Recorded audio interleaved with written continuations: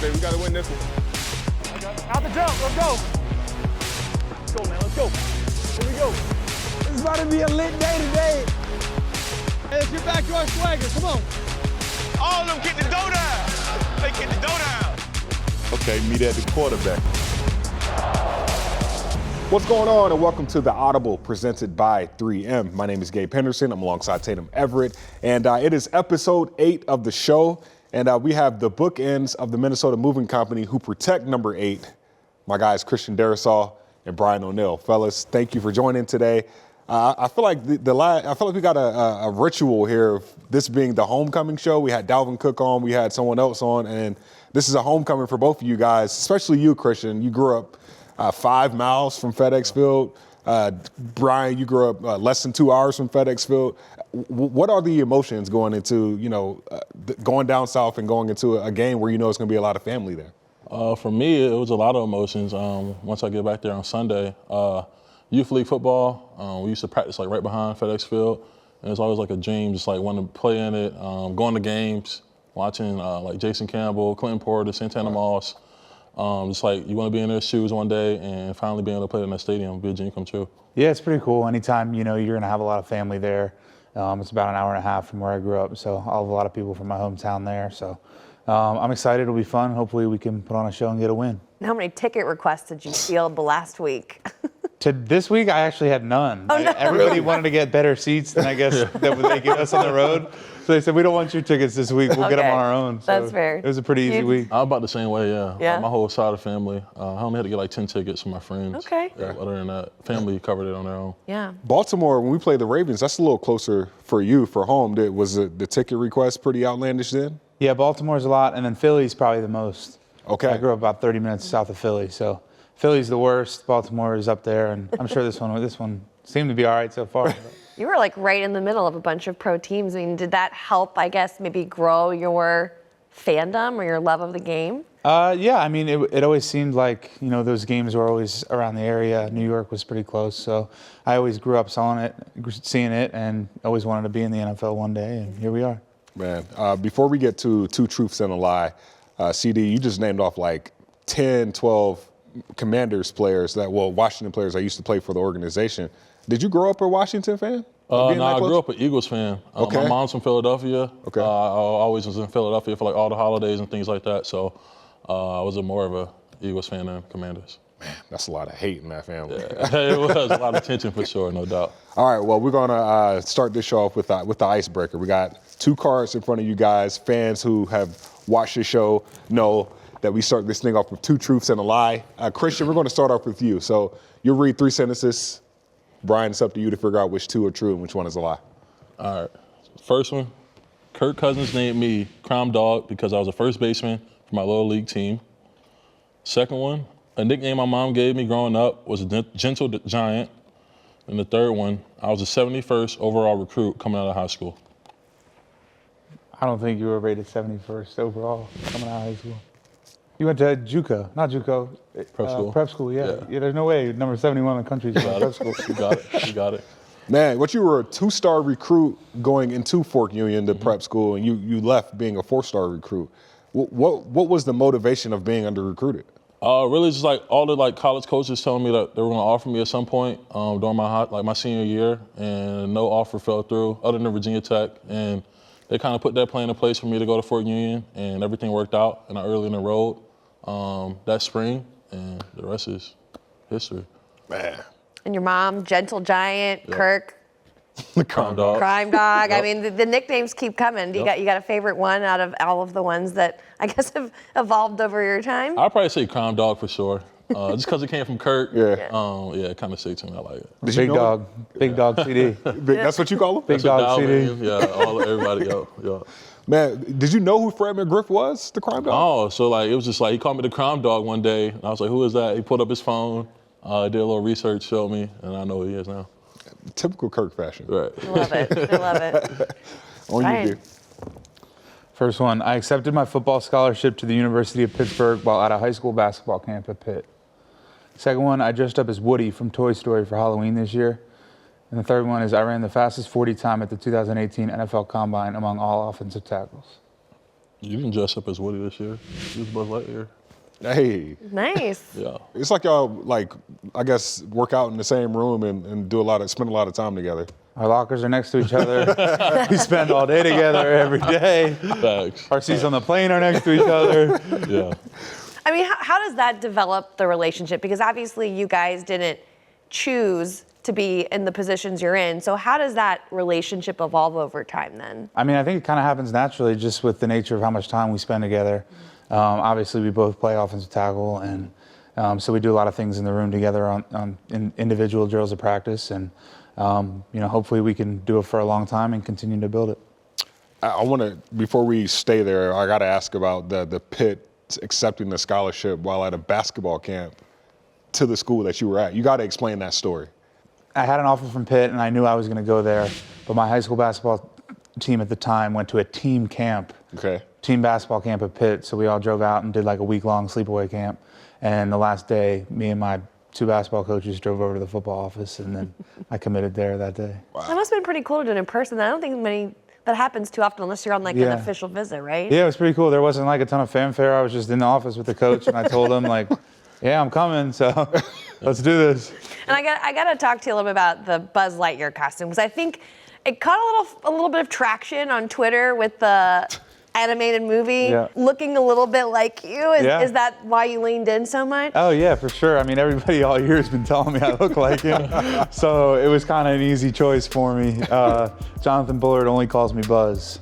Really? So I'll see him. What's up, Buzz? Nice. And, so it works, I guess. Yeah. I'll roll with it. So you just had to embrace it at that point. Yeah. I got that one. I've gotten Mr. Incredible before. Okay. So it was between those 2 probably. So what's your favorite one out of the 2? Probably Buzz. Okay. Yeah. I get that. Understanding that you can have a little bit of fun while playing football. How important is that when you need to build that team chemistry? I mean, at the end of the day, it's people doing a job. And if people feel good about the job they're doing and feel good about being around each other, you'd like to think they're going to do it at a high level. And, it's what we do is really hard day in and day out. Over the course of a season, it's really difficult. And if you can enjoy it and have fun and enjoy the guys you're around, it's going to make it a lot easier. And I think you're going to see a lot, better performances. Christian, how would you rate the amount of fun you're having right now in your second year on this win streak? A lot of fun. When you're winning, you can't complain at all. And I feel like us in the locker room, we're a really tight group, and there's nobody who thinks they're above each other. So we all get along very well, and while we're winning, we're having fun with it too. I'm gonna get you to answer this question about Christian, Brian. How have you seen, because you always hear about people saying, the biggest jump in a person's career is from year 1 to year 2. How have you seen him grow from year 1 to year 2 in Christian Darrisaw? I mean, you just put on the tape and watch what he's doing to people. I mean, it makes it look easy most of the time, to be honest. And he's out there, he's relaxed, he's playing confident, he's himself. And he knows that people can't beat him, and he's going to continue to do it. What have you learned from Brian in a sense that maybe help you make the leap from year 1 to year 2 as well? Just watching him on film. He's a leader in our room, so he keeps us all level-headed throughout the game and whatnot. So just watching like tape and seeing like the little things that he does and picking apart his game. And I feel like I do that for any tackles in the league who's a dominant tackle and try to implement it in my game. What is something he does that you think maybe people aren't seeing on tape that impresses you the most? Really, it's pass pro. He has great feet and hands. I really feel like that's really like the hardest thing for us is pass protection, especially for tackles because we're on the island for a majority of the game. And it's like his quickness, his feet work, and his hands is pretty like perfection. And understanding that, right? Because usually the only it's a numbers-based business, right? Is there a stat or one thing that you guys, focus in on that really means a lot to an offensive tackle? I mean, you're really not trying to give up any like sacks, pressures, or QB hits. So I feel like that's probably the biggest thing that we're trying to focus on. And we have low amount of numbers on those. You have a clean game. Low amount of numbers on the stat sheet, and also over 150 rushing. We want to run the rock. We talk about protection. That's what you get paid to do at the end of the day is can you strap it down in protection. But we like running the rock, and we want to keep doing it at a high level. You're coming off your best rushing game as a team against Arizona on Sunday. What changed? I know there was an emphasis over the bye to established the run more, but what changed that made it more effective that week? Well, I think we executed it better, to be honest. Like, I mean, that's fair. Our blocks were better, but we had some open communication with our coaches about, this is something we want to emphasize, and these are the plays, like, these are certain things we've done and we like to do. These are kind of our favorite runs that we've had so far, and they were receptive, and, it's a work in progress with both us and them and us. So we'll continue, to communicate with them, and they'll continue to communicate with us and keep it going. You talked about your favorite play. I'm gonna ask both of you guys this question. If we could score on one play, and Kevin O'Connell said, okay, this is the entire playbook, and you could pick one play that we could score a touchdown on every single time, what one play would it be and why? Probably QB sneak from the 3-yard line. Lead 22-21, 2.5 minutes to go. Cousins on a sneak! Touchdown! Because it's just us against them, and it's just who wants it more for 3 yards. And I'd like to think I'll take our group over anybody else's in that. CD? He went with the run, so I'm gonna probably go back with a drop back play action pass. Okay. A deep shot to JJ. Okay. Yeah, any touchdowns that are long touchdowns are good. A deep shot, so a quick hitter down the field, for sure. First couple of games we had 10, 12, 13, 14, 15 play drives. We were like, we need one bomb. Get off the field quickly. Yeah, so. Well, it's interesting you brought up, though, that you have these open lines of communication with your coaches, that you can talk about your favorite plays or what you want to see. Has that always been the case for you guys, or what has changed this year that's made that better for you? I think it's different year to year, coach to coach, system to system. But, since they got here in the spring, they've been receptive to our thoughts on things. And, we feel comfortable enough with them to tell them, hey, this is the stuff we like. This is the stuff that, we think will work. I love that. When we come back from the break, I want to dive a little bit deeper into that question, because I asked Kevin O'Connell a specific question about linemen and how their jobs have changed, how you guys' jobs have changed from last year to this year, and how that has affected this 6-1 team. So when we get back from the break, we'll be right back with more with Christian Darrisaw and Brian O'Neill.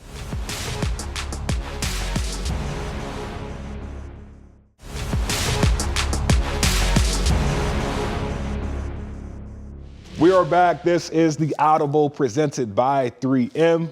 I'm Gabe Henderson. That's Tatum Everett. Christian Darrisaw is to her left, along with Brian O'Neill. And fellas, we were talking about just some of the things that have changed in this new offensive line, and I guess some of the schemes. I'll put it that way.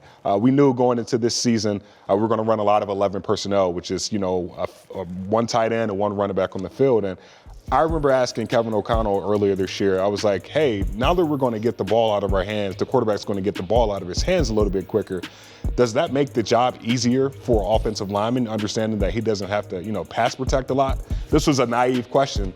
And he was like, no, our offense makes it actually tougher on the offensive linemen. Why do you guys think that is the case? I think we're a lot less predictable than we were last year, on offense. Felt sometimes last year we were run, first and second down, pass on third down. It's not necessarily the case now, so it might be more unpredictable for the defense, but we might be asked to pony up in pass protection a little bit more. We might throw the ball around, but I think when we're going to get into if we get into some high-scoring games, some shootouts, we'll be better prepared to, go have to light up the scoreboard if we need to.